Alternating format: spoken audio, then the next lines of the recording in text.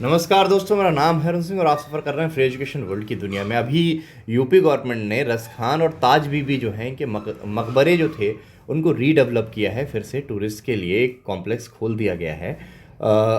ये बेसिकली जो थे कृष्णा डिवोटी थे, लॉर्ड कृष्णा को मानने वाले पोएट थे। और ये ऐसे पोएट थे जिन्होंने मुग़ल कालीन एरिए में, मुग़ल पीरियड में भी कृष्ण भक्ति का झंडा गाड़ रखा था, आप कह सकते हैं एक तरीके से। क्योंकि उस टाइम पे आप ये कह सकते हैं कि मुग़ल रूल जो था मुस्लिम डोमिनेटिंग रूल था, मुस्लिम रूलर थे। उसके बावजूद मुस्लिम पोएट कृष्ण के बारे में लिख पाते थे। आई होप बहुत लिबरल उस समय विचारधारा रही होगी, या तो इनमें बहुत ज़्यादा साहस रहा होगा ये सब करने का। अगर हम रसखान के बारे में बात करें तो रसखान जो हैं इनका रियल नेम जो था सैयद इब्राहिम खान था, जो कि 16वीं शताब्दी में एक सूफी मुस्लिम पोएट फैमिली में पैदा हुए थे। और इनके जन्म पे बहुत सारे मतभेद हैं। कुछ लोग कहते हैं अमरोहा उत्तर प्रदेश में पैदा हुए थे, कुछ लोग कहते हैं हरदोई उत्तर प्रदेश में पैदा हुए थे। तो ये काफ़ी मतभेद हैं। रसखान जो है वो इनका पेन नेम हुआ करता था। और अगर हम इनके स्टार्टिंग की बात करें तो स्टार्टिंग में ही, अपनी अर्ली एज में ही ये श्री कृष्ण के फॉलोअर्स बन गए थे। और इन्होंने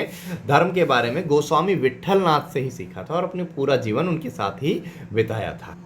अगर हम इनके पोइट्री फॉर्म की बात करें तो दोहा, पदावली एंड सवैया ये इनकी पोइट्री फॉर्म्स थी। अगर हम इनके जो मेन जो लेख हैं, जो सबसे ज़्यादा इम्पॉर्टेंट हैं और सबसे ज़्यादा फेमस हुए, वो सुजाना, रसखाना, प्रेम वटिका, दाना लीला, अष्टमैया और पड़ास, ये जो हैं ये इनके सबसे फेमस जो 5 ग्रंथ हैं या 5 इनकी जो राइटिंग्स हैं उनमें से ये एक है।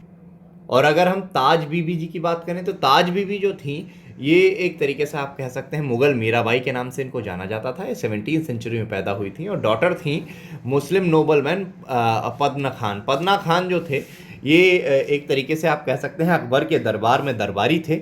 उनकी ये बेटी थी, लेकिन अकबर ने इनसे शादी कर ली थी। अकबर ने इनसे शादी कर ली थी और इनको अपॉइंट करा गया था एक तरीके से गोकुल एरिया को प्रोटेक्ट करने के लिए, और वहाँ पे ये पोएट्री लिखा करती थी।